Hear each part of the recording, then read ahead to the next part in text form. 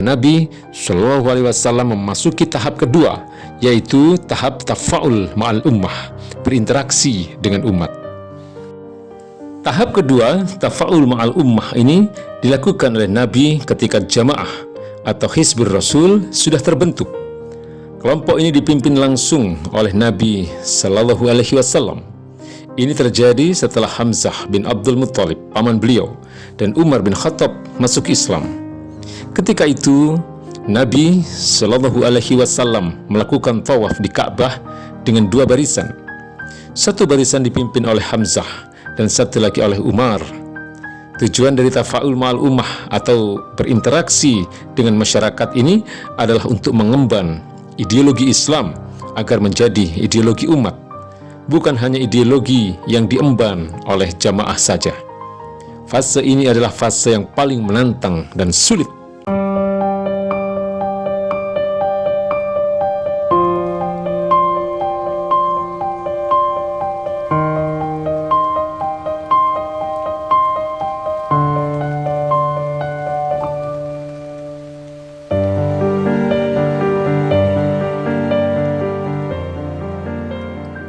Bagaimana Nabi Shallallahu Alaihi Wasallam mendapatkan kekuasaan?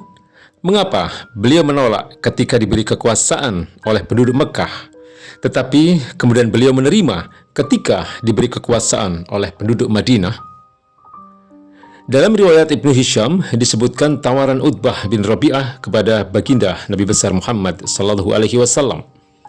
Wahai keponakanku, jika dengan apa yang engkau bawa ini, engkau memang menginginkan harta, maka kami akan mengumpulkan harta kami untuk kamu, sehingga engkau menjadi orang yang paling kaya di antara kami.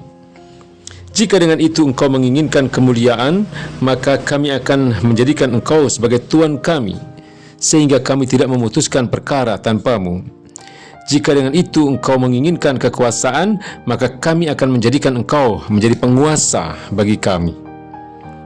Ketika Nabi Shallallahu Alaihi Wasallam menolak tawaran mereka, mereka kemudian menantang beliau.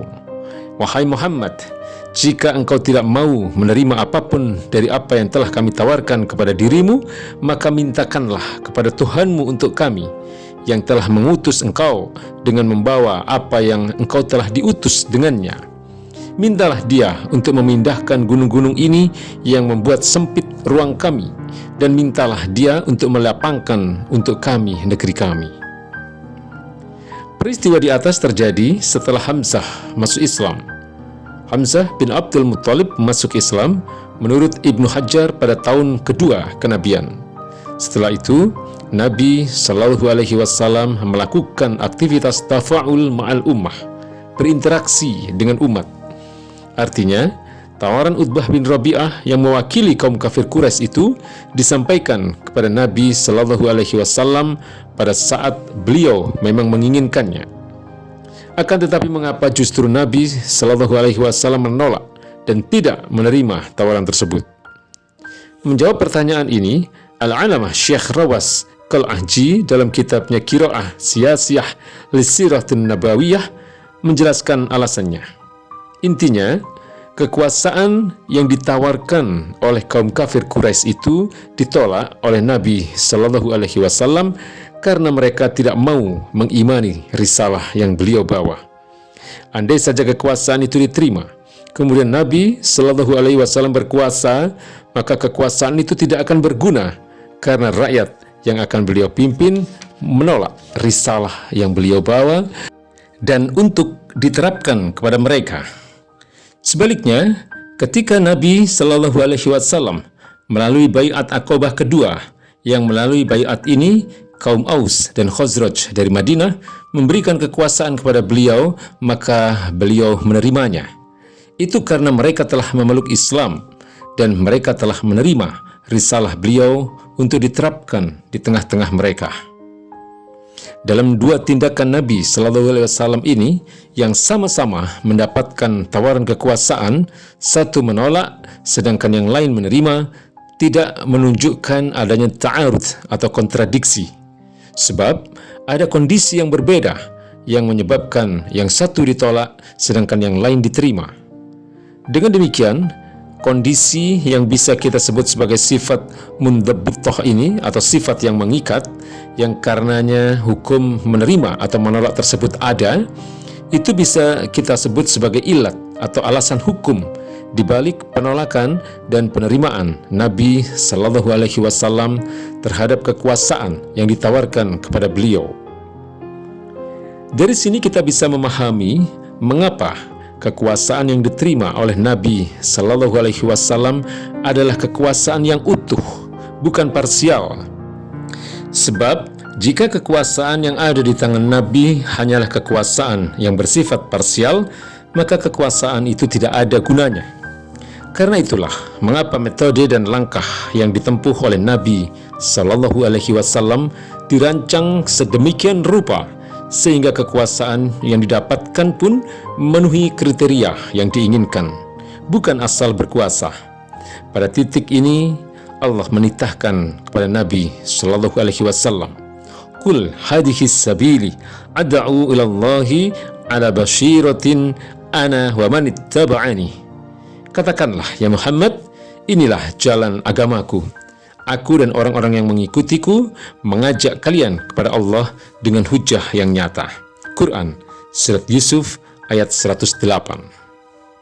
Kata ala basyirah juga bisa diartikan bahwa jalan yang dinyatakan oleh Nabi Shallallahu Alaihi Wasallam ini adalah jalan yang terang benderang, bukan jalan yang kabur atau tidak jelas. Semuanya jelas, termasuk langkah dan metode dakwah Nabi Shallallahu Alaihi Wasallam. Langkah dan metode dakwah Nabi ini dilakukan dengan cermat, akurat, dan terukur. Tahap pertama, beliau melakukan pembinaan atau tazkif. Sel pertamanya adalah Nabi Shallallahu Alaihi Wasallam sendiri. Sel pertama ini adalah orang yang menemukan dan memiliki ideologi yang akan digunakan untuk menjadi ikatan yang mengikat sel-sel yang lain sehingga menjadi sebuah halqah. Setelah terbentuk halqah pertama, ia berkembang menjadi halqah kedua, ketiga, dan seterusnya. Akhirnya menjadi sebuah jamaah. Jamaah ini terbentuk jika ada dua hal. Satu, ikatan yang sama, yaitu ikatan ideologi atau rabithah mabda'iyah. Dua, kepemimpinan. Ikatan ideologis tersebut dibentuk melalui halqah. Adapun kepemimpinan tersebut secara alami akan dipegang oleh halqah pertama. Baru setelah semuanya itu terbentuk, maka Nabi Shallallahu Alaihi Wasallam memasuki tahap kedua, yaitu tahap tafa'ul ma'al ummah, berinteraksi dengan umat. Tahap kedua, tafa'ul ma'al ummah ini dilakukan oleh Nabi ketika jamaah atau Hizbur Rasul sudah terbentuk. Kelompok ini dipimpin langsung oleh Nabi Shallallahu Alaihi Wasallam. Ini terjadi setelah Hamzah bin Abdul Muttalib, paman beliau, dan Umar bin Khattab masuk Islam. Ketika itu, Nabi Shallallahu Alaihi Wasallam melakukan tawaf di Ka'bah dengan dua barisan. Satu barisan dipimpin oleh Hamzah dan satu lagi oleh Umar. Tujuan dari tafa'ul ma'al ummah atau berinteraksi dengan masyarakat ini adalah untuk mengemban ideologi Islam agar menjadi ideologi umat, bukan hanya ideologi yang diemban oleh jamaah saja. Fase ini adalah fase yang paling menantang dan sulit. Pendek kata, saat itu dakwah Nabi Shallallahu Alaihi Wasallam dan para sahabat di Mekkah benar-benar sudah menemui jalan buntu. Akhirnya Nabi Shallallahu Alaihi Wasallam memerintahkan para sahabat untuk berhijrah ke Habasyah, Ethiopia, demi menyelamatkan akidah mereka. Nabi Shallallahu Alaihi Wasallam sendiri tetap di Mekkah. Puncaknya, Nabi Shallallahu Alaihi Wasallam mencari nusrah atau dukungan dakwah ke sana kemari, dan beliau di mana-mana mengalami penolakan. Tidak kurang dari 50 suku dan kabilah didatangi oleh Nabi Shallallahu Alaihi Wasallam. Ada yang mengatakan selama setahun, ada yang mengatakan lebih. Semua itu menunjukkan keseriusan Nabi Shallallahu Alaihi Wasallam untuk mendapatkan dukungan dakwah. Pada fase kedua ini, tafa'ul ma'al ummah, aktivitas pada fase pertama yaitu pembinaan atau tazkif tetap dilakukan oleh Nabi Shallallahu Alaihi Wasallam.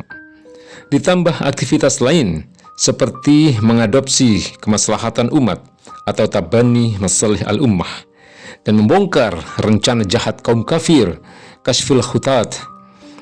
Setelah kegagalan Nabi Sallallahu Alaihi Wasallam melakukan nusrah di Taif, Nabi mendapatkan himayah atau perlindungan dari Mut'im bin Adi yang notabene masih kafir. Himayah atau perlindungan itu diterima oleh Nabi Sallallahu Alaihi Wasallam untuk melindungi diri dan dakwahnya agar bisa kembali ke Mekah. Setelah itu Nabi di-Isra Mi'rajkan oleh Allah Subhanahu wa taala yang menjadi bisyarah akan datangnya pertolongan Allah sekaligus jawaban atas doa Nabi Sallallahu Alaihi Wasallam di Taif. Tepat pada bulan Rajab, Nabi Sallallahu Alaihi Wasallam dipertemukan pertama kali dengan Ahlun Nusrah dari Yathrib. Ini adalah orang pertama yang memeluk Islam, tetapi akhirnya meninggal sebelum Islam berkembang di sana. Sampai datang penduduk Yathrib pada musim haji, sehingga terjadilah Bai'at Aqabah pertama. Setelah itu Nabi Sallallahu Alaihi Wasallam mengirim Mus'ab bin Umair ke sana untuk mengajarkan Islam kepada penduduk Yathrib atau Madinah. Di tangan Mus'ab inilah Usaid bin Hudair dan Sa'ad bin Mu'az, kepala suku Bani Ashhal, akhirnya masuk Islam. Setelah itu sebanyak 75 orang datang menghadap Nabi Sallallahu Alaihi Wasallam bersama Mus'ab pada musim haji berikutnya dan memberikan Bai'at Aqabah yang kedua. Inilah bai'at yang benar-benar diinginkan oleh Nabi Sallallahu Alaihi Wasallam. Melalui bai'at inilah Nabi benar-benar mendapatkan kekuasaan yang sempurna, kekuasaan yang utuh, bukan kekuasaan yang parsial. Pada akhirnya, fase ketiga, istilamul hukmi atau serah terima kekuasaan itu benar-benar terjadi dengan damai. Baru setelah itu Nabi Shallallahu Alaihi Wasallam pun hijrah ke Yathrib atau Madinah, yang kemudian beliau rubah namanya menjadi Madinah Al-Munawwarah. Nabi kemudian menjadi kepala negara Islam pertama di sana dengan kekuasaan yang penuh. Inilah langkah dan metode yang dilakukan oleh Nabi Shallallahu Alaihi Wasallam. Metode ini terbukti telah berhasil mengubah masyarakat di Madinah, bahkan seluruh bangsa Arab dan dunia. Dari bangsa yang terbelakang, tidak berperadaban, menjadi bangsa yang terkemuka dengan peradaban emasnya. Pertanyaannya kemudian, apakah langkah dan metode Nabi Shallallahu Alaihi Wasallam ini wajib diikuti? Jawabannya wajib. Apa dalilnya? Dalilnya adalah perbuatan Nabi Shallallahu Alaihi Wasallam yang dilakukan terus-menerus meski menghadapi ujian, hambatan, dan tantangan yang tidak mudah. Tetapi beliau tidak pernah menghentikan langkahnya. Beliau tetap istiqomah di tengah berbagai ujian itu.